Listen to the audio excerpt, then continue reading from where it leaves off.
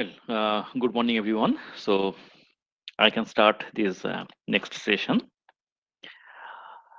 Now in this session, I will talk about Ethereum. Am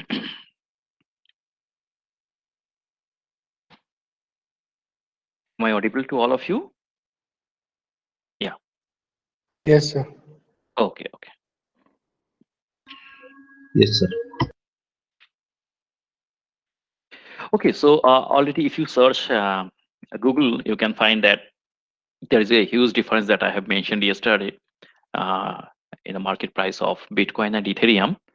But and also, but although Ether is having little significantly less market price, but that Ethereum blockchain platform that has different power and with respect to Bitcoin. So uh, just now I have mentioned that how Bitcoin validity of Bitcoin transaction can be done, and that can be done by using some Bitcoin scripting language, right? Now this Bitcoin scripting language, that is not Turing complete. So you cannot solve all the Turing problems, all the problems, solvable problems using this Bitcoin scripting language. It has less expressive power. Okay. So therefore, it is not Turing complete language. So therefore, we can think that okay, Bitcoin script language, that can be just like a very old calculator that we used to have. But today, of course, we do not use this kind of calculator today. What we use today, of course, that smartphone, where we have our calculator as well as other applications also. So therefore, our main target is that why don't we have the system something like that, where we will have the currency support, cryptocurrency support, but as well as we can have some kind of other application oriented aspect also. That means we can execute some kind of applications also. We can write small program and we can execute them also, right? In smartphone, you can have many applications like that. So similarly, therefore, we have to move to Ethereum blockchain platform. And this Ethereum was introduced by Vitalik Buterin. He is actually uh, Russian Canadian. So he's just when he introduced this Ethereum, he was just 19 years old. Okay, and now Ethereum is second popular cryptocurrency, and it has lot of applications also. Therefore, we can say that okay, Ethereum is not only the cryptocurrency oriented blockchain, but it is world's programmable blockchain. That means you can develop many programs, many applications on this blockchain. Therefore, this blockchain supports some high level programming language. So as I mentioned yesterday, for example, Solidity language, if you go through this Solidity language, you can find all the features or most of the features are very similar to JavaScript language. If you there is Viper also. If you read the Viper language, very similar to Python. Okay, so there are Go languages also. They are very similar to Java. So there are so many different languages available that blockchain supports, and those programming languages, and of course this is Turing complete programming language that you can develop any softwares, any you can solve all these uh, solvable problems in reality. And this programming language, so whatever applications you develop using this high level language on blockchain, those called smart contracts. And because of this support of smart contract code execution, this blockchain is nowadays very powerful technology. And you know that there are so many different application areas where blockchain technology can be used, and that becomes possible only for the support of the smart contract. So smart contract is a computer program executed in a secure environment. That means blockchain that directly controls some digital assets. So therefore, in case of asset transfer, you can use smart contract based blockchain. In case of healthcare record management, in case of insurance company, insurance of in case of smart agriculture, in case of that many other applications everywhere, even crowdfunding, crowdsourcing, e-governance, e-commerce, everywhere you can apply your blockchain technology and by making use of smart contracts. So if this is a high level code that you have written, which is smart contract, whenever you do compilation, after compilation, you will get some kind of bytecode. Okay. And these are the numerical representation of the bytecode.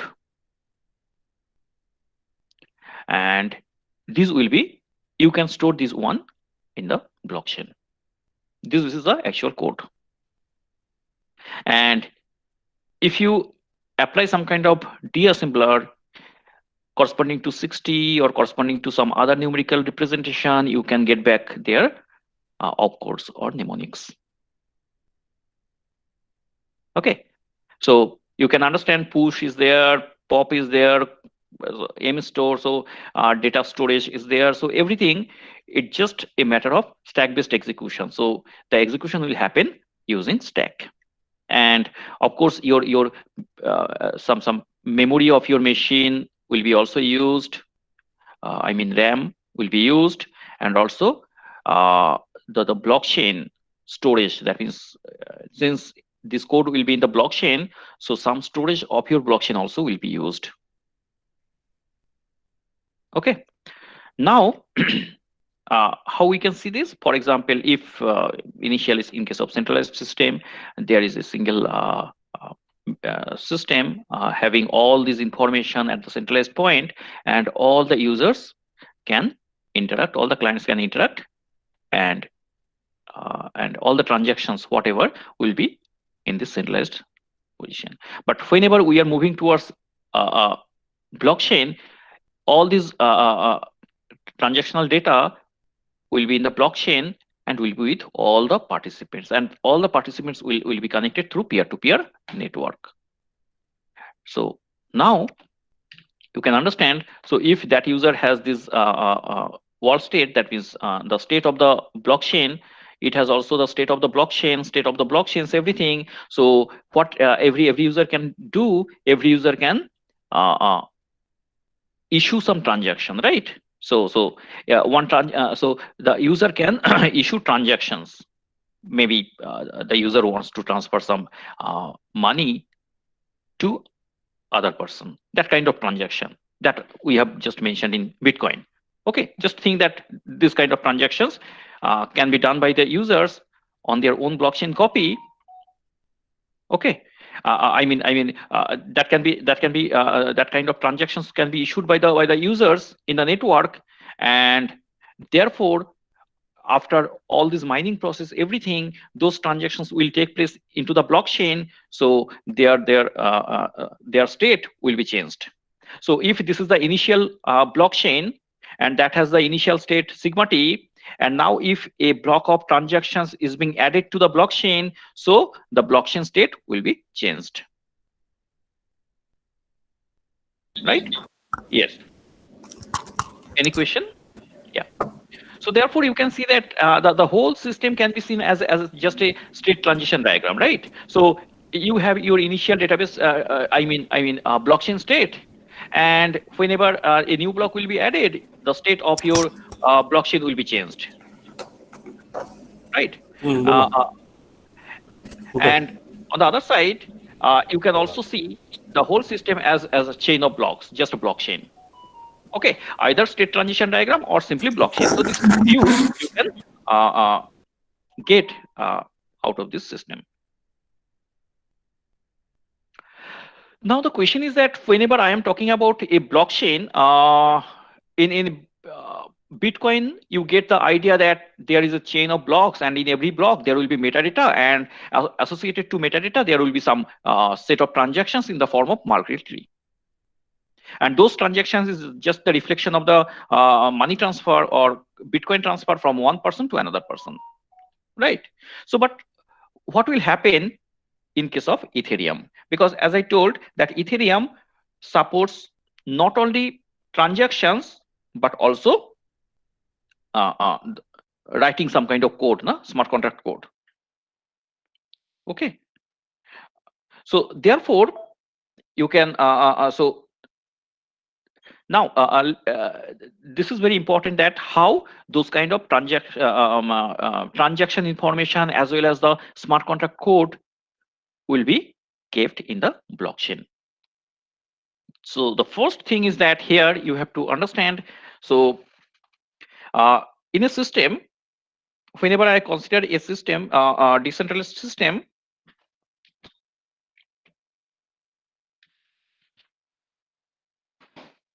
you can have so many different actors, right? And they are connected through peer-to-peer network.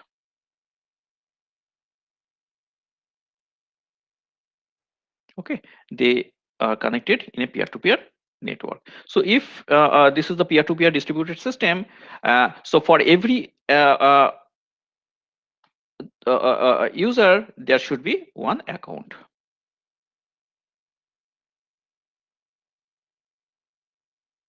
So this account for the user will have every user will have private key public key pair.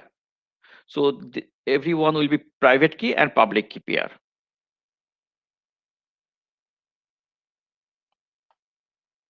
Okay, now how this private public key is there, but how this account, there should be account address, and this account address will be created by using hash of the public key that I have mentioned. You apply the hash function on the public key and you get account address. So everyone will have account, and those account will have unique address. Okay, so that unique account address will be created by applying hash on the public key. But as I told, not only users, but there also can be small program code in the system, right? I mean, in a blockchain, I would say in the blockchain. So if I say that, okay, this is a blockchain in the system. If this is a blockchain in the system, so inside blockchain there can be also smart contract code. So if smart contract code is there, for smart contract code also there will be account.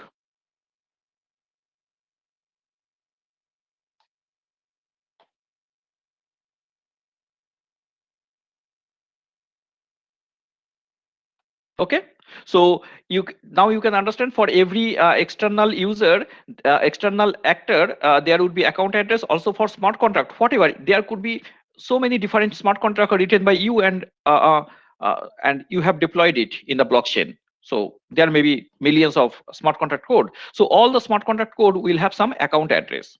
So now all these account address or this account address will have some detailed information, as like in case of your bank account, you have your name, account name, that means account holder name, the bank address, the bank name, so even the balance of your account. So every details will be there, right, associated with account in bank. So similarly in this case also, associated with your account address, there will be few information associated. What are those information? So every account should have some address, and that account should have some information associated. So whenever I talk about that, this is the account of external actors. So this account, if I am talking about this account, so external actor should have account information that has nonce value and balance. What is nonce value? Nonce value means how many times you have issued the transaction from this account. So suppose this account is my account and I have made so many transactions, maybe 100 transactions. So initially the nonce value associated with this account will be 0.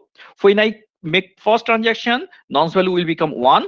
When I make second transaction, nonce value will become 2. When I send third transaction, I mean, I want to transfer some money from my account. So third transaction, nonce value will become 3. So this way I have to increase the nonce value.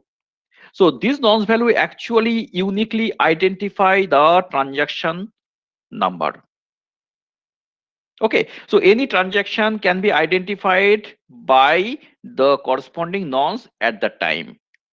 And every time I create new transactions, the nonce value will increase. And also how much amount, how much cryptocurrency I have, that information should be here, balance. Okay, but whenever I am talking about a smart contract account, the code, the program, the smart contract account will be associated with 4 information. One is nonce. Okay, it denotes, it is the same integer number that denotes how many contract has been created from this address.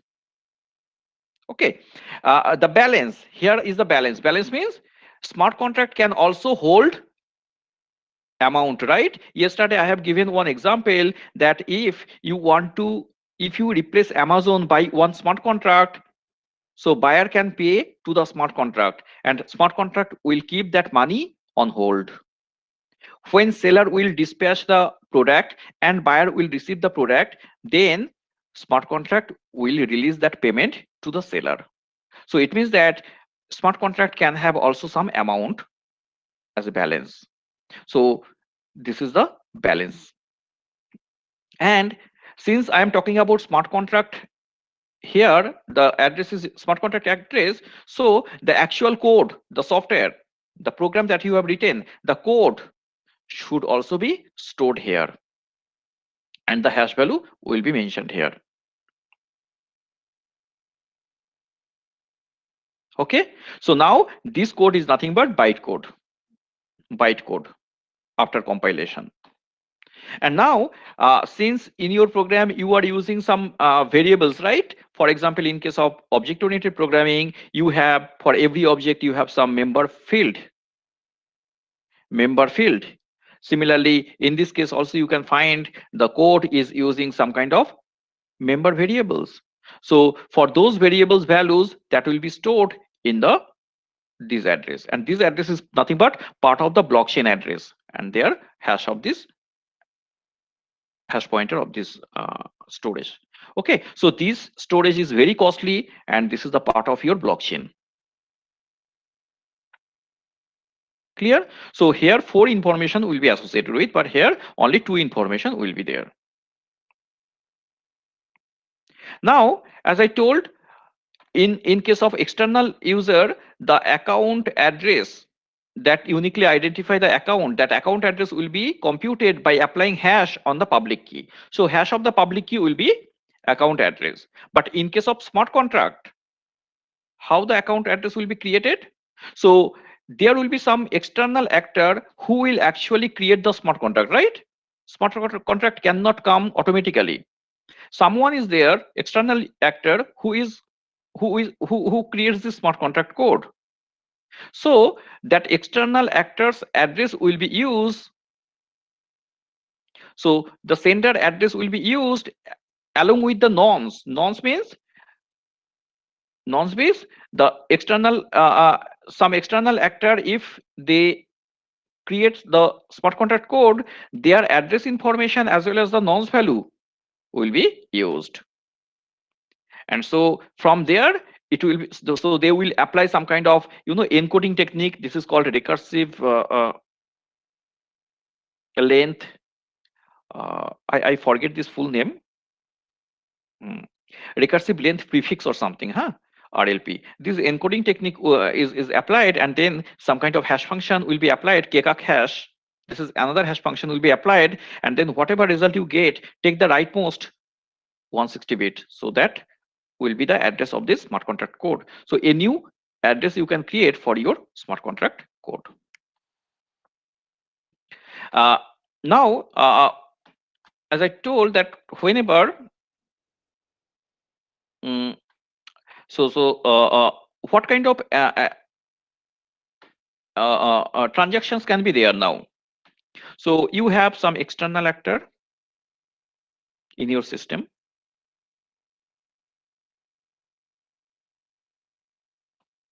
and you have so many smart contract code. These are the smart contract code. For them, some kind of accounts are associated with, right?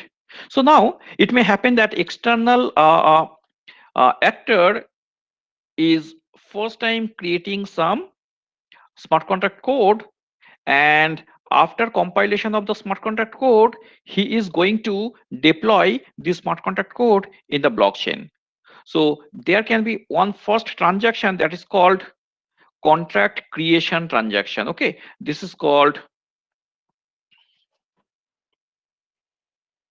contract creation transaction. So this is one transaction when first time contract will be created. There could be another transaction, suppose. So this is the contract creation transaction, or there can be other kinds of transaction. What are those other kinds of transactions? Suppose this external actor wants to transfer some money to this external actor. This is one transaction. This can be a type of transaction. Suppose this external actor wants to execute this smart contract code. Remember, this smart contract is first time deployed. This is a contract creation transfer transaction, but this smart contract is already there in the blockchain, and this person wants to execute this code. So this is another transaction. This may happen that this smart contract code wants to execute another function of another smart contract code. This can be another transaction. Suppose this transaction wants to send some money to the account of this person, because as I told, smart contract code can have also some balance, and they can also transfer money to external. For example, Amazon, after seller has dispatched and buyer has received the product, then smart contract can automatically transfer the money to the seller. So this can be another transaction. So four types of transactions can be there, and they are called messages. Okay, they are called message call. So two kinds of transaction, contract creation or message call, can be there. Now what actually happens whenever you first time creating the transaction, this kind of contract creation transaction, what happens normally? So when the first time the contract creation transactions will happen, you have to send some initial uh, uh, data, initial data or something, whatever you need. Okay, so the first account will be created for this transaction, sorry, for this contract creation transaction, because you are first time making these transactions for creating one smart contract first time. So it means that one new account will be created for that new smart contract code. And as I told, this account has four information. One is nonce will be set to 0. Another is that balance will be set to 0. It depends, because during your contract creation, if you ask the constructor that, okay, initialize the balance by 50 euro or 50 ether, it can also happen that you can call the constructor during contract creation. So every smart contract can have also constructor. So when you first time create the smart contract code and you want to deploy, that time you can also execute the constructor, and that time also you can initialize the initial value of balance, initial value of, and balance, and also it should have association with the code, the actual smart contract code, and some storage will be allocated for this smart contract code. So this new thing will be created in the blockchain. So this is one block. So actually this is the blockchain. So in the new blockchain, so after you do, a new account information will be created. So whatever state you have initially, a new state will be created. And now suppose you want to execute the smart contract code. That can be another transaction that I told. You want to execute this smart contract code, you can make another transaction. So in this case, what will happen whenever you want to execute the code, the smart contract code, the corresponding the corresponding functions will be executed, and the corresponding variables in the storage will be updated. Okay, so when you want to execute any function of the smart contract, you have to pass the parameter, and with that parameter it will be executed and the corresponding storage will be updated. So everything will happen in the blockchain. Now, as I already mentioned, there are two kinds of accounts. It can be smart contract account, it can be external actor accounts, and there are 5 types of transactions. One transactions can be contract creation transaction, that first time you are creating smart contract, and other transactions can be message call. So, but whatever you do, what is the form of this transaction? In case of Bitcoin, I have told what is the structure of this transaction. But now let's see what is the structure of this transaction in Ethereum.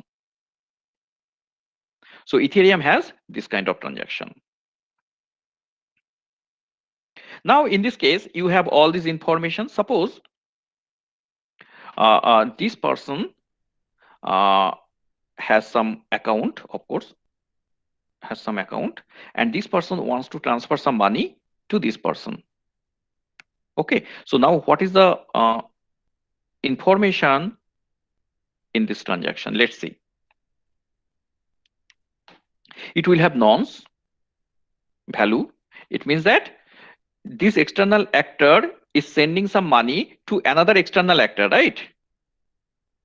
So when this external actor creates this transaction to send some money to another external actor, the nonce value will increase by 1. Nonce value will increase by 1, and that nonce value will be mentioned here. So you can understand this value represents, this value is unique. This value is unique, and that value will be used to uniquely identify this transaction.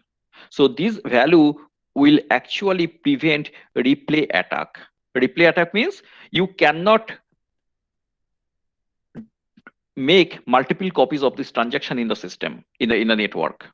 It may happen that if you do not have any unique identity for this transaction, any attacker can create multiple copies of the same transaction. So since nonce value is mentioned here, that will uniquely identify this transaction, and so replay attack can be prevented. Okay, about gas limit or gas price, I'll tell you after some time, not now. So now this external actor is sending some money to another external actor, so the recipient address will be mentioned here. So you can understand the recipient address can be another external actor or can be smart contract also, because external, he can also send money to smart contract. So 2 can be the address of smart contract, or 2 can be the recipient address. The value, how much ether you are actually sending, how much ether you are actually sending, the value you have to mention here. Here VRS, these are few values that will be used to verify the signature. Okay, to verify the signature and public key. Actually, these are the values required to validate the authenticity of the sender. That whether who is sending this transaction, actually he is the legitimate person or not. That should be verified. That means that can be verified using signature, right? Digital signature and the public key. So similarly, these parameters will be used for that purpose. I don't know exactly how it works, but that high level information I have at this point.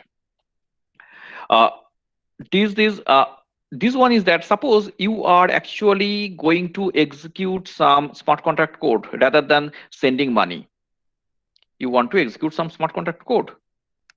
So in this case, you can send some parameter. So the parameter data will be mentioned in this transaction, that which are the parameter values through which you can execute this function. Or if it is the first time smart contract creation, it may happen that you are going to create this first time by initializing the variables with some values. That means you are calling some constructor. So those init information you can also provide, that when you are first time creating, you can also initialize with some default values. So those values you can mention in your transactions. So with this is the information that will you have in the transactions. What kind of transactions you create? So you have to provide this information accordingly. Okay, so I have already told all these things. Now, what happens that normally, as I told, in the peer-to-peer network, you have lot of different users. So, and different users can issue this kind of transactions randomly, right? Any user can issue this kind of transactions. A lot of transactions happening, even multiple. So there is smart contract in the blockchain, but maybe at the same time 50 users already issued transaction to execute this smart contract. It may happen. Multiple transactions are already broadcasted into the network. And of course, their order is not fixed. Their order is not fixed. So what the miner will do? Miner will consider all these transactions into the block and put them in some order. And then after, there could be multiple miners, but they will now again solve the puzzle, and who will win? He will able to, so he is the winner, a miner, so he will be able to add this block to the blockchain, and then he will propose this block into the network, and other participants also add this block to the blockchain. Okay, but remember one thing, that before adding this block into the blockchain, it's not simply adding. It's not simply adding. In case of in case of, you know, that in case of Bitcoin, you have just added this block. But no, here, rather than adding, what you have to do, you have to execute all these transactions, because these transactions already involved some smart contract execution. So you have to execute all these transactions. If this transaction is saying that transfer some money from this account to this account, so you have to deduct some money from that account. You have to add some money to other account, because every account should have some balance, no? So you have to execute. If some transaction is saying that no, execute this smart contract function, so you have to execute that smart contract function, and accordingly the variables in the storage will be updated. So you have to execute all these transactions in this order, and then you add this block to the blockchain, and similar thing should be done by all other participants in the network. So order is very important here. Now, here you can find that once I, so now it's not very clear that what is the actual structure of this block. In Bitcoin, you have seen that the structure of this block somehow. Okay, so there could be transactions, intermediate hash values, multi-tree root, and other mining information. But here, the block structure is, these are the information will be here in the block. So you can understand every block will have these three important things. I do not talk about all these things. I talk about these three important things. So now, here you can find that this block will have this root, root. Okay, these are the hash pointer, and they will as like marklet root. Similarly, here also you have some root of the tree. But this tree, the structure of this tree is different from than that of Merkle tree. Okay, the structure is different. So you can understand in case of Bitcoin, what we have done, we have put all these transaction in the form of Merkle tree, and the Merkle tree root is being mentioned here. So similar thing is done here also, but rather than Merkle tree, it will consider Merkle Patricia trie. That I'll talk what is the structure. Okay. Now here you can understand this will put all the transactions information. What about this thing? As I told, in case of Ethereum, not only, so you can have external actor, you can have smart contract, and everyone will have some unique addresses, right? And every address will have some account information like nonce, balance, if it is external actor account, and if it is smart contract account, it will have nonce, balance, code hash, and storage hash. So this information for every account that will be stored here. So if there are millions of accounts in the system, so all this account information will be stored here. And whatever transactions you have considered in this block, that will be stored here. And after execution of these transactions that I told, after you have to execute all the transactions. So after execution all these transactions, some kind of receipt you have to store here. That receipt will tell you that after execution what happens. So because of transaction, something will happen. Some kind of summary you have to store here as the receipt of the transactions. So now let's see what is the structure of this tree. That is nothing but Merkle Patricia trie. So in this case, what happens usually? Okay. Okay, I think there is no questions till now. So what happens Sir, usually? sorry, Yeah, sir. I have a doubt, sir. This yeah. nonce is a completely unique value for the entire system, sir, or for every address? For every address, unique to every address. So the values address is the main reference. Inside that, you have unique nonce values for each Right, transaction. right, Thank you. exactly. And since in a transaction you have the sender information, sender's address, Okay. yeah, sender information or sender's digital signature, as Hmm. well as this nonce value, so it will uniquely identify the transaction. Okay, sir. Thank you, sir. Yeah.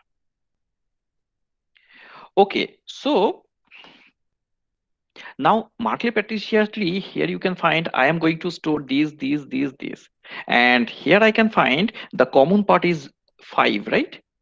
Sorry, common part is 4. Among these all 3 different values that I am going to store, 4 is very common prefix, right? So I will create one node for 4. This is the prefix, and then others part are not common, so other parts can be stored this way. So it means that if in the whatever I am going to store, if there is some common prefix, that common prefix should have only one node. I do not create 4 3 times, although I am going to store 3 times, but I'm not going to create 4 3 times. I'll create just once and I'll share it with all others. Okay, that is Merkle Patricia trie. So you can understand. So here, this is the tree, and so state root. Okay, I'm talking about state root. So state root. So this is a tree, and this tree will have all account details. So this is one account. Okay, this is one account. So similarly, this node can have another account information. And in the account, what I have, nonce value, balance, if this is the smart contract account, right? So actual byte code and also the blockchain storage. Okay, now this is one example. Maybe I can explain. I have enough time. So here you can find that here you have, suppose I want to store these information. These are the addresses and these are the balance, very simplified form. So I want to store in the form of Markley, Patricia, try. So how can I store these things? You see, suppose A7, okay, up to A7 is common to all four, right? So A7. And then I find, okay, after A7, I find that there are three different things. So 1, 7 and F. 1, 7 and F. Okay, so 1, 7 and F. Now for 1, after that, for 1, I have, there is only one 1. I have the whole, so there is single 1355 and the corresponding value. So this is the leaf node. This becomes leaf node.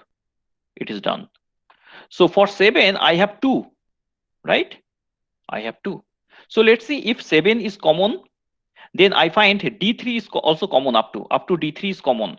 So 7 can have a child where D3 is common. So again, D3 is common.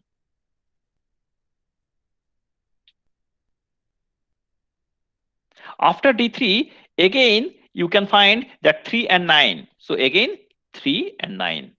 And then finally, so for 3 and 9, and after that, for 3, you have only 7. So for 3, you have only 7.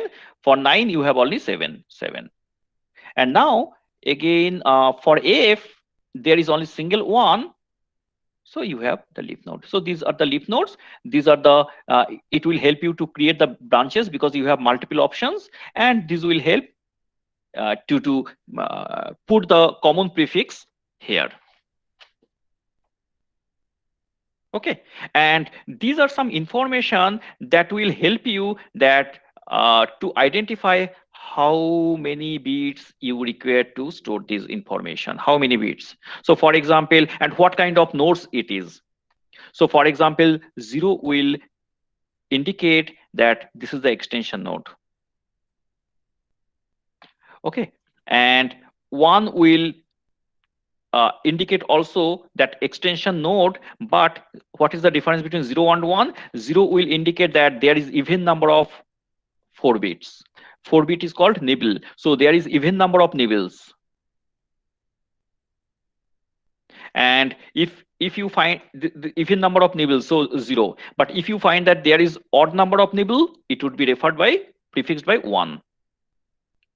Similarly, 2 will indicate 2 and 3 will indicate leaf node. But if even number of nibbles, that will be 2. Even number of nibbles, that will be 2.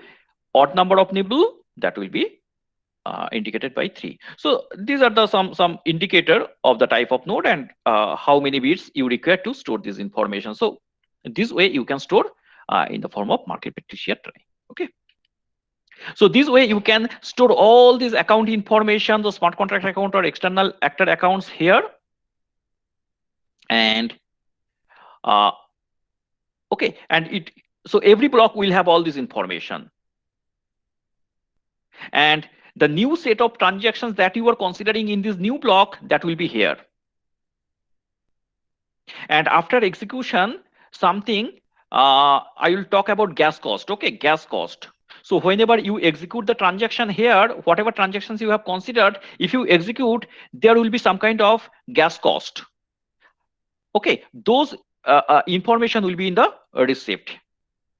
So this receipt will indicate the receipt for those transactions, that after you do the transaction, what usually you get some receipts. Well, so after that, let's see what happens normally. As I told that, it means that every block should have some state root, should have some transaction root, and should have some receipt root.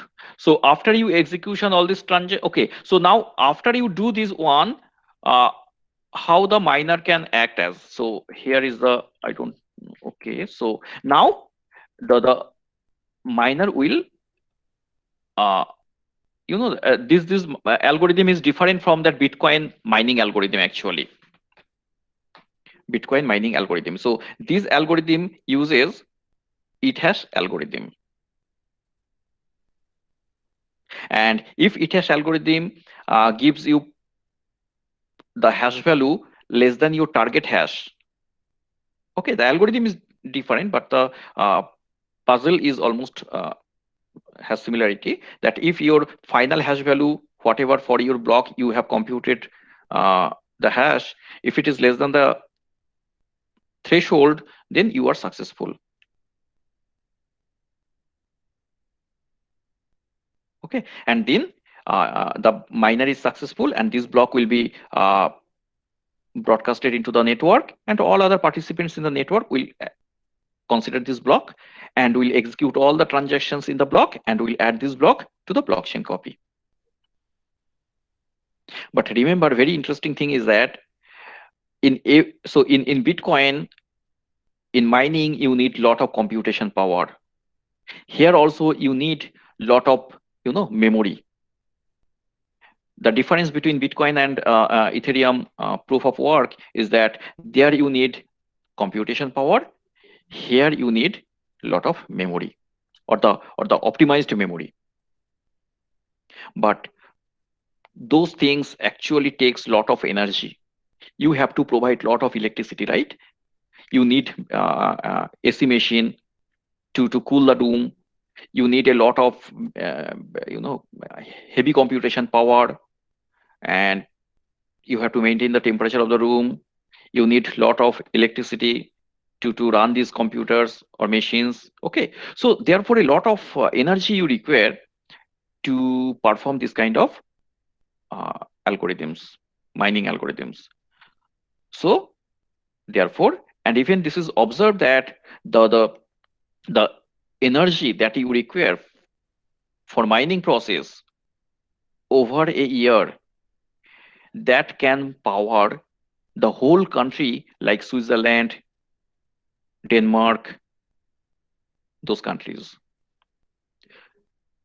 So you understand. So all over the world, whatever electricity or energy you this mining algorithm requires, so for whole year, that can provide power to an entire country like Switzerland. So therefore, this kind of algorithm is not sustainable algorithm. So therefore, people are moving towards another kind of algorithm that is called proof of stake. And now Ethereum already they have planned, I think they have already shifted to proof of stake. I think this year they have already shifted. Okay, you can search. Maybe they are working on testnet, but they will very soon they will incorporate it into the mainnet also, hopefully.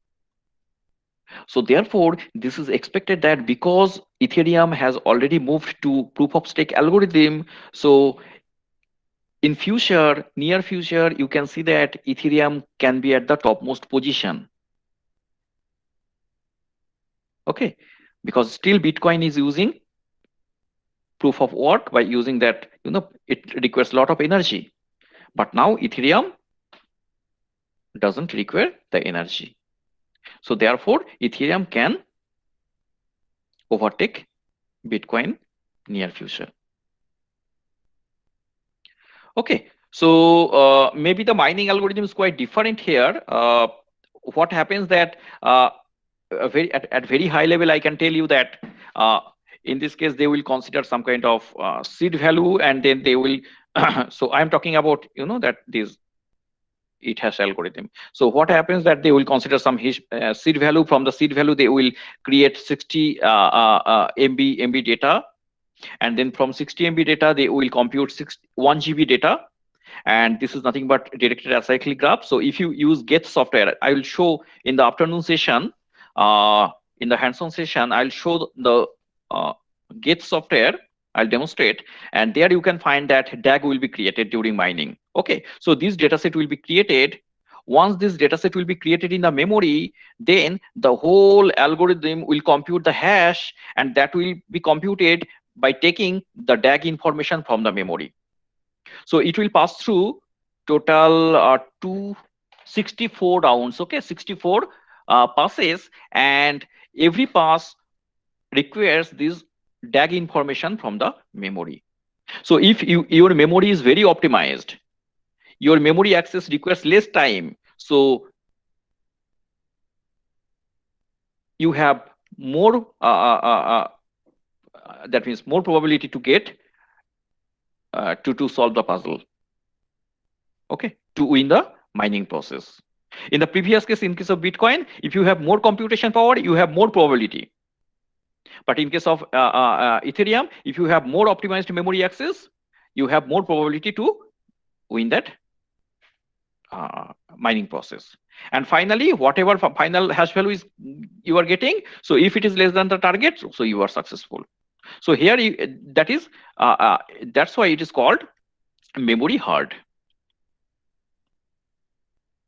You require lot of memory actually, and the memory access should be optimized also.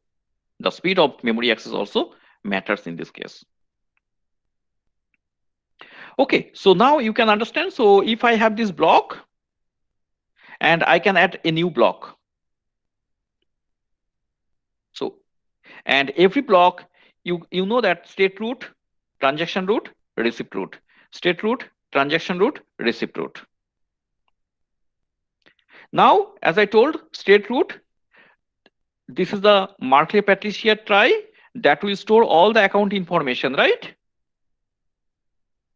But the question is that should I repeat this information in every block? No. If something is not updated, some account information may not be updated because no transaction has happened. For example, the transaction balance is the account balance is same, the account money is same, the account information is same, or there is no no execution happens in case of smart contract account, for example. So if nothing has happened, so you just refer to the previous block information. So you just refer, don't copy this one again here, you just refer to previous one. But if some smart contract has been executed through a new transaction, so this new transaction will be put here in this tree, and for that, if the smart contract code will be executed, of course the variable of that code will be updated. So now you copy the updated version here, you put the updated version here. But if something is not updated, you refer to the previous one. So this way the Ethereum blockchain will be constructed. Okay, I would like to avoid all these things now. So yes. So I have a few questions, sir. Can I ask right now? Sure. Sir, you spoke about now about the just in the previous slide about the state state root tree. State root. I basically have a doubt with the transaction block itself, sir. You said the transaction root keeps track of all the transaction blocks. Is my understanding right? You get might be, I say there is n is equal to the number of transactions that needs to be in a block. Only after I accumulate those n transactions do I get to execute. Exactly. No, yeah. First, what will happen? Miner will consider that n transactions into the block. Okay. Because miner is going to create the block, right? Okay. And after creation, miner will follow this algorithm, hash algorithm. No, sir. We said that once the transaction block is done, we have to execute it. Exactly. So when a miner will be successful, so before starting the mining process, miner has to execute all the transactions, and after miner gets success, then miner will propose or miner will broadcast this block into the network. And when I receive this block, before adding to my blockchain, I have to also execute all those transactions. Yes, you are right. That means I have to execute all the transactions before adding this block. No, sir. Then, if, for example, just it's a very lame example, sir. Like if A wants to transfer to B 100 Ethereum, and Okay. everybody executes it, does it mean the transaction happens again and again, or the market is committed? That Okay. part Okay. Okay. I'm Yeah, not I getting it. understand. I understand. So the execution of the transaction will be done by all participants on their own Yeah. local machine. Local machine. Okay. Okay, sir. The Yeah, when miner is executing all these transactions during the creation of this block, miner will do it on his own local machine. And after successful miner is successful, then miner will broadcast this into the network. So the recipient or the other members also will execute these transactions on their own local machine. So you can understand the local copy of the blockchain will be updated, and all the local copies of the blockchain in the system will have same state. You get my point? That means the execution will be done by all individuals on their own machine, Okay. Okay. so that whatever state the miner has obtained in his blockchain copy, the same state should have to be there in every participant's blockchain copy also. Okay. Okay, am I clear? Yeah. Yes, sir. Yes, I Oh, got it. okay, okay. Yeah. Okay, so Excuse me. yeah. How this can be, whatever now you explained, how this can be compared with the Bitcoin? Mm, Compared, I mean, I mean, here every local node is executing the transactions to update its local copy. But in right. case of Bitcoin, how it is done? Okay, in Bitcoin, you can understand there is no such account information, right? Yeah, It is not separately maintaining the account information. right. But in case of Ethereum, it is maintaining the account information. And in account Okay, information, you have the balance okay, value. okay. To update That's that, why, it has to yeah, you have execute. to update the balance value. Yes, sir. Yes. Got it. Got But it. in Thank you. case of blockchain, in case of Bitcoin, only the transactions that will be stored, and that will just make use of the hash pointer actually. Okay, Yeah, okay, sir. So, there is a sir, difference. this raises, sorry, sir, this raises Yeah, another question for me, sir.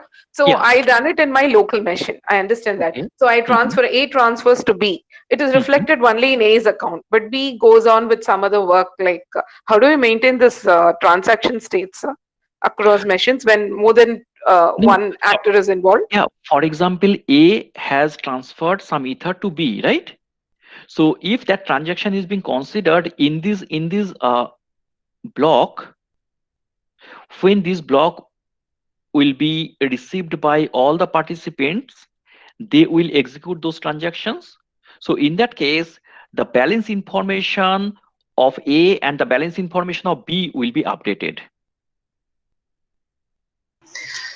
Sir, I have a question. Sorry. Yeah, Sukanis, yeah. you uh, Yeah, so but within that time, if B commits some other transaction which is going to be, the other way around, like which is okay, not going to tally with the just latest, which is I not yet understand. reflected in the thing. I Okay, sir. understand. So that means you are trying to mean that what will happen if the order is different somehow?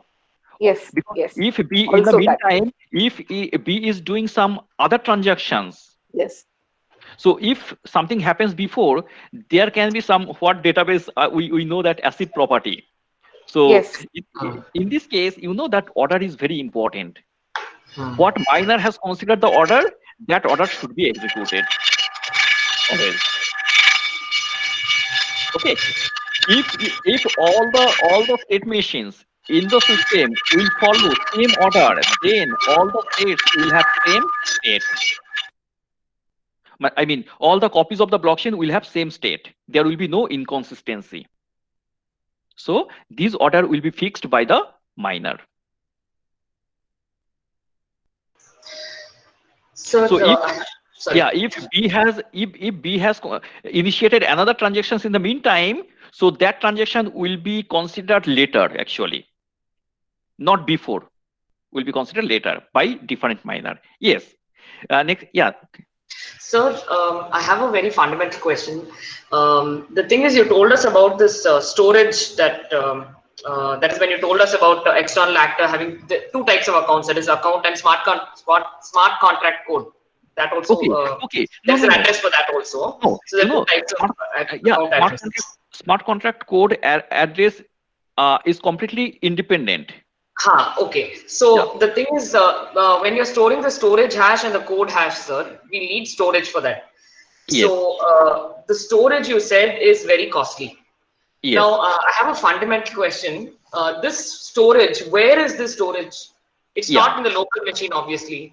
It has to be Okay. somewhere central. So if my question is, if it is somewhere central, then Mhm. again Yes. we're getting into this problem of a central Okay. repository, which if Okay. it goes down, then again you're having a problem, which Yes. means Yes. we're actually just this whole thing of blockchain looks like a new thing. There are new things, of course, but it's like old sheep in No, no, no, no. That's old not wine in a correct. new bottle. No, that's not the correct thing. So when I'm saying that blockchain, the storage will be inside blockchain. Mm, So you have your blockchain copy in your local machine, right? So that yes, sir. means in your hard disk you have the blockchain copy. Right. So when I am saying that this is the storage of your blockchain, it means that this is the storage of your hard disk. A small portion of your hard disk within that blockchain allocated Okay. storage. Okay. So it's not some central storage or No, anything. no, no, no, no. It will be on your own machine and it will be Okay. So considered it's as a costly for blockchain. us in the sense that a lot of space is required. Okay. Yeah, yeah, yeah, exactly. Okay. Yes. Thank you. Yes, Sir, I do have a related question. yes. Initially, like when we started with these lectures, you said that blockchain removes the possibility of having a third-party trusted member. Wherein when we are talking about smart contracts and external account holders who actually authenticate or help in proper functioning of validation of these blocks or the authentication of transactions. How do they actually differ from having a third party, trusted member in normal conventional banking? So, Okay. yeah, Mm, yeah. yeah, if I understand correctly your question, so you are talking about the authentication of the users? It's like we have external members Yes. who have, who issue contracts, and Okay. the other members, Mm, other members can use those contracts right. for the successful transactions between among them. How these Right. external contract issuers differ from third-party trusted members such as banks and Okay. other institutions. I understand. Okay. So, in other case, what happens that in centralized system, what happens that someone has already developed some application and they have put the application in their own server, right? Or maybe in some other cloud, but that cloud also can be controlled by some trusted party, and all other users can use their services. So here, but in that case, you do not know what kind of the code can be malicious. In that case, there can be some kind of malicious code written by the programmer. You don't know the code actually, okay, but you are getting the service from there. For example, your Android app, you also don't know whether the app is malicious or not. Anyway, so but here what is happening when all the external actors are connected through peer-to-peer network, distributed peer-to-peer network. Now if some actor wants to deploy one new smart contract code to provide some kind of services, that smart contract code will be in the blockchain, and that blockchain copy will be with all the participants in the network, so everyone can see the smart contract code. So the code is visible to everyone actually. So this is the trust. If you want to see what this code is doing, so everything will be seen in the blockchain. And now you decide whether you go for that execution of the smart contract or not, whether you trust this smart contract or not, because the smart contract code is publicly available in the blockchain with all the members in the network. Am I able to Right, give sir. the? It answers my Yeah. question. Yes, yes, Okay. definitely, sir. Yes, that's the trust. Yes. Any other questions? So maybe if no, then I can continue. Okay, so maybe few minutes, maybe 5 minutes, I can take a break. Can I? So Yes. yeah, maybe just after 5 minutes, we can again state maybe this is 1 o'clock. So maybe 1:05 we can start. Okay.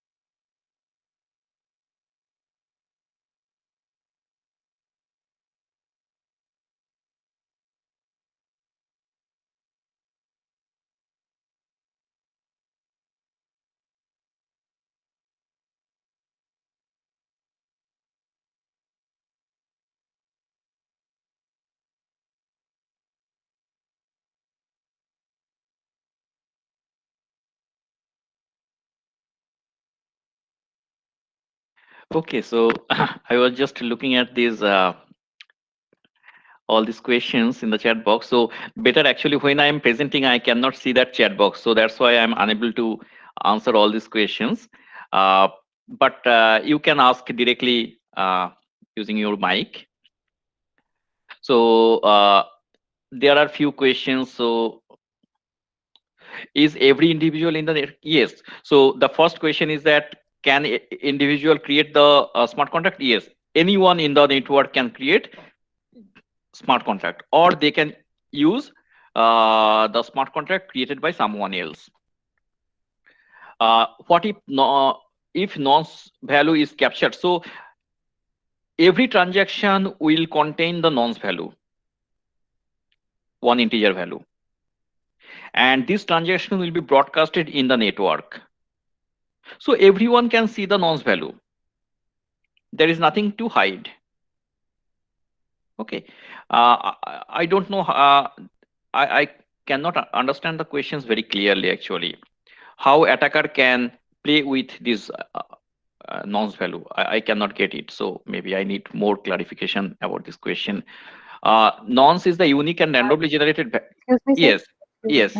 You were telling that nonce value will not be able to it will not be able to access by the attacker. At that particular slide, if you see that slide, you were no, telling no. that's why the question arose from my Okay. point. No. Okay, actually, no, it is visible to everyone. Actually, it is visible to everyone, the nonce value.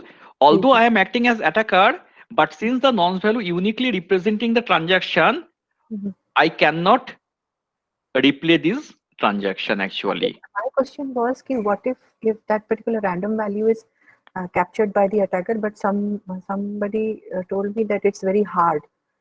It's very hard to capture that nonce value by the attacker. No, Suppose actually, it is not. Actually, it is not the random value. It is not the random value in this case. I'm not talking about Bitcoin. I'm talking about Ethereum. In Ethereum, the nonce value represents the number that how many transactions already issued by the account. So that's what question was. If that attacker is able to smell this value, suppose by some random number generation, the attacker is able to access that value, then what will happen? That was the question, sir.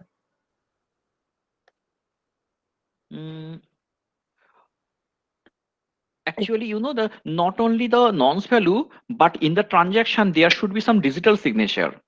Okay. That way. That who is that's why who is going to create this transaction? The owner's signature should be there. That's why attacker cannot create any transaction on behalf of other users. Okay. Means it's a blend of information, not only nonce Right. value, digital Right. signature also. Okay. Right. But if nonce value will not be there, suppose you have created one transaction, but there is no unique nonce value. So, and that was signed by you. So what I can do, rather than forwarding one, I can forward it multiple copies in the network. So maybe after 1 year, again the same copy I am forwarding, I am broadcasting. And no one will be able to understand that this copy has already been placed in the blockchain before 1 year. So to uniquely identify that transaction, that's why this nonce value will play the role. Thank you, sir. Yeah. So this is not randomly generated. This is based on how many transactions already done by the account. Okay. Is nonce related to the transaction? Okay, nonce is complete. So in Bitcoin, nonce is different, and in Ethereum, this nonce value represents different thing. Okay, and hash is nothing but the after nonce is some integer value, hash is after applying hash function. Okay, so okay, if you set your shared screen in a specific mode, you can also see chat. Okay, I don't know how can I. Is there any mode I can set? I don't know actually. Oh, whiteboard is also there. That's good. Okay. Actually, They have started this new feature, and instead of sharing full screen, you share your particular slide area. Then parallelly, Okay, I or if you understand. create another thing is you create two windows, sir. I Which is understand. one is Google Meet window and a separate this thing minimized Oh, with some space, and the other okay. area will be slide area, sir. I understand. Okay, new window, and there I can. Yes, I get that point. So maybe this is the new window, and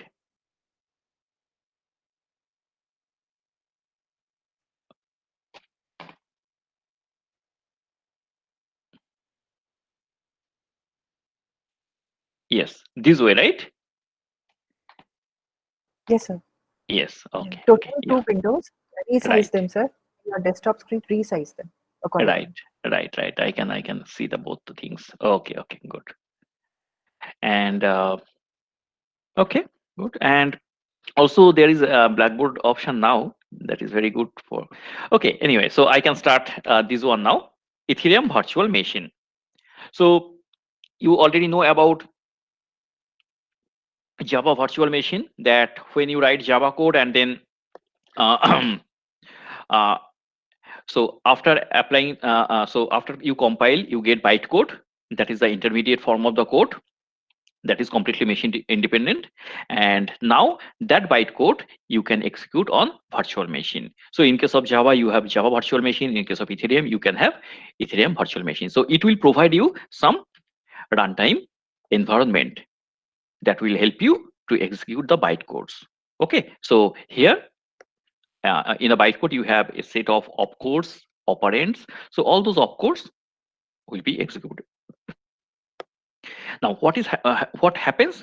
So this is your blockchain copy.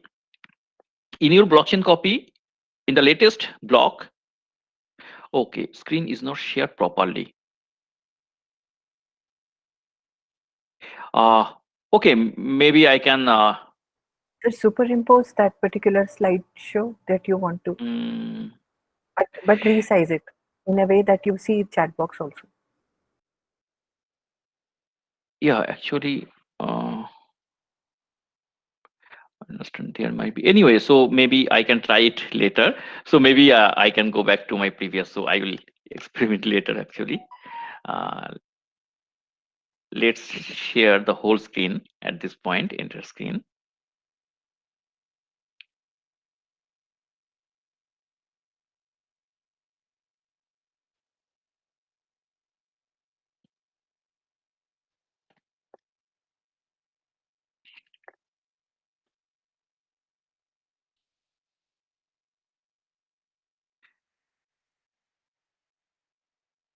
Okay, so what happens that you have your blockchain copy, and in this blockchain copy you have all account information.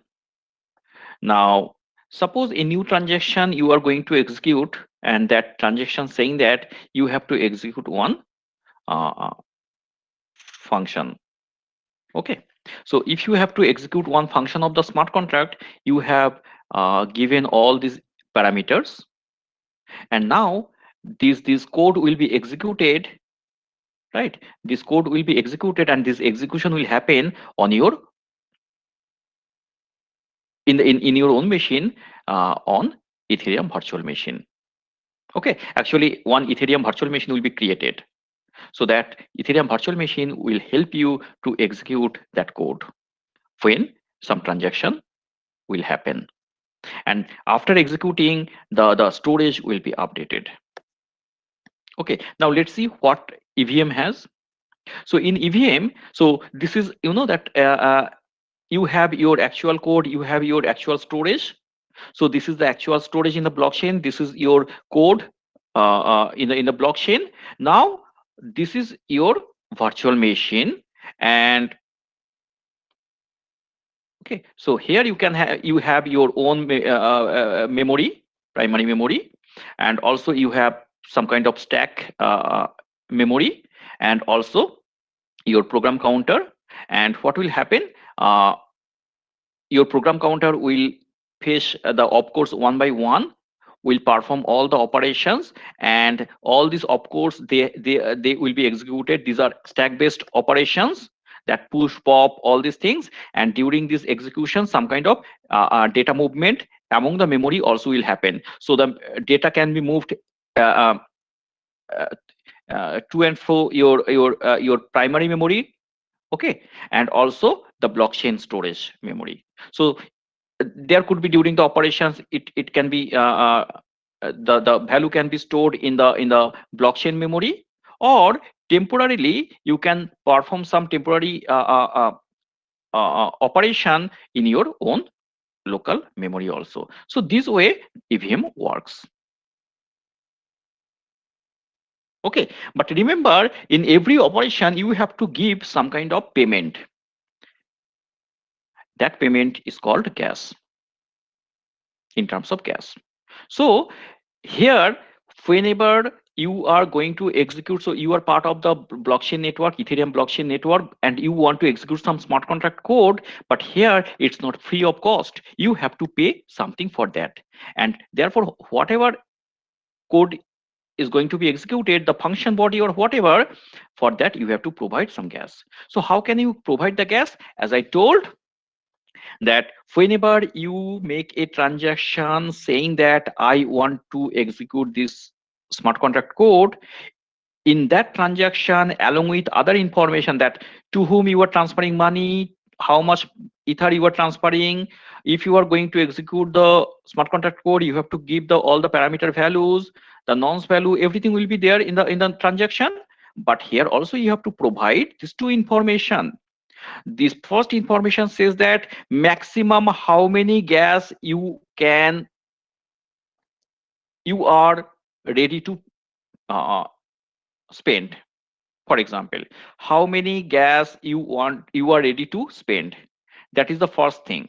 That is the maximum limit. You have to say that maximum I can spend 1,000 gas. And also you have to mention that for each gas how much ether you want to pay. So if so that you have to also mention. So therefore, if you say this is my gas limit, at this is for each gas I have this ether, you know that the WEI is the smallest unit in ether. So 10 to the power 18 WEI is equal to 1 ether. Okay, now the total, this is the total fee that you are ready to pay for the smart contract execution. That is the maximum that you have to mention in your transaction. And now whenever actually the smart contract will be executed on the Ethereum virtual machine, the code will be executed. That time, for every operation, the amount, the ether amount will be taken, and suppose you have declared that I want to give maximum this ether for this execution, but suppose your actual execution takes less than this amount, maybe 0.0007 ether has been spent on the execution. So remaining 0.0003 ether will be given back to you. So first you have to declare that I can spend maximum this amount of ether, then the execution will happen, and the actual ether that has been that is required to execute, the remaining ether will be refunded back to the user. And so this kind of information will be there in the, as I told, in the receipt, that exactly how much gas or how many gas or how much ether is being spent for this execution, how much ether given back to the user. This kind of information will be put in the receipt. Clear? So now therefore you can find that every time whatever operation you perform on EVM, that gas should be provided. You should have enough money in your account to be able to execute the smart contract. So now this is the EVM code, and there are many compilers. So it depends what kind of programming language you are using to develop your smart contract code. So you have to compile, and then you can get the corresponding bytecode, and that bytecode will be executed on Ethereum virtual machine. And so here you can find that, okay, this is very similar to JavaScript. This language is very similar to Python. This very similar to functional programming language like list processing. And this is your actual machine hardware, right? And you have to download and install some Ethereum node. Okay, and that Ethereum node software will help you to provide some kind of runtime execution environment, that is Ethereum virtual machine. On top of that, your actual smart contract code will be executed.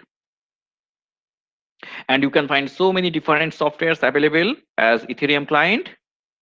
In the afternoon session, I'll talk about Geth, and maybe I'll just briefly will show that whatever you create using Geth, that can also be imported using Remix, something if I get time. So little bit I will talk about Remix and Geth, and I'll show you that how smart contract code can be executed on Remix, just the basic thing. Okay, so any question now? I can take question now. Yeah. So if you have any question now, you can ask me.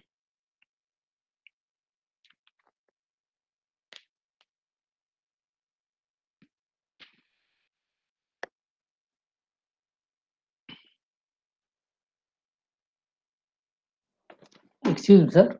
Yes.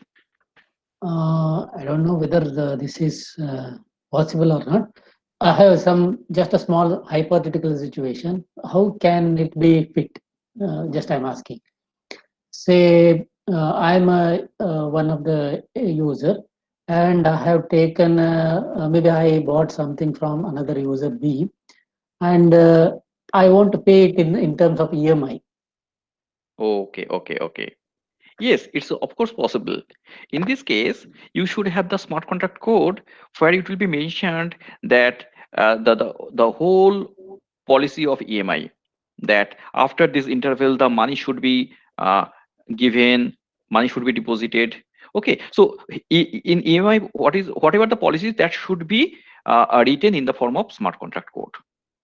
Okay. So the business logic should be incorporated in the smart contract. It is possible. Who has to implement? Whether I have to implement or the buyer has to implement? Okay. Actually, it depends. You know that suppose it depends that, yeah, you are also free to develop that. So for example, if suppose this kind of facilities, maybe one individual wants to develop this kind of smart contract code to provide this kind of services. Okay. So that person can create this smart contract code, can deploy this, Then and you can use that services. Okay, sir. And this smart contract will be there with all the nodes. All the nodes, exactly. It will be available in the blockchain. So blockchain will be with all the nodes. So every node will get to know about this smart contract code. And if you do not trust that smart contract code developed by someone else, and if you are also expert in writing the smart contract, so you can also write the smart contract code for you, and you can use that smart contract code. Okay, sir.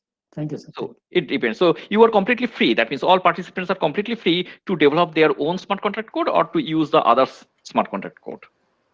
Okay, sir. Sir, where will be this contract saved? Where will be this contract?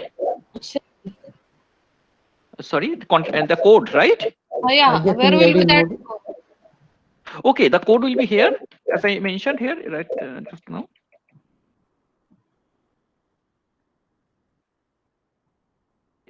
So here, all the account information will be here, right? And in every account, so if it is smart contract account, the code will be here. The account should have this code associated with. So the code will be actually here. Yeah. So the code will be actually here in the blockchain in the And form which of will, tree. where it will be stored, sir? Means storage area. What? Storage, yeah, there is a storage area of the variables. So whatever variable you are using, that should have some values. Those values will be stored here, storage area in the blockchain. And remember that this is permanent. If you store some values here, it will remain permanently there. Okay. And sir, once the whatever the criterias we have mentioned in that contract are fulfilled, then what about the persistence of that particular code? Yes, code is permanent. So once you deploy this code, you cannot modify the code, you cannot remove the code. Everything is permanent in the blockchain. Means alteration of that particular smart contracts is not Not over there. possible. Not possible. Okay. So you have to deploy another code then, the Okay. modified code again. So will it compatible in that case with the previous contract? No, that will be treated completely independent. So whenever you find that no, the existing code is not is not respecting my criteria, I have to include some new criteria. So you have to create new code, you have to deploy it newly, and the new code is completely independent of the previous code. So now people will use new code, and in this case, people will use the address of the new code only. Okay. The Thank you, address sir. of the old code will not be used. Okay. Thank you, sir. Sir, I have a doubt regarding this gas stuff.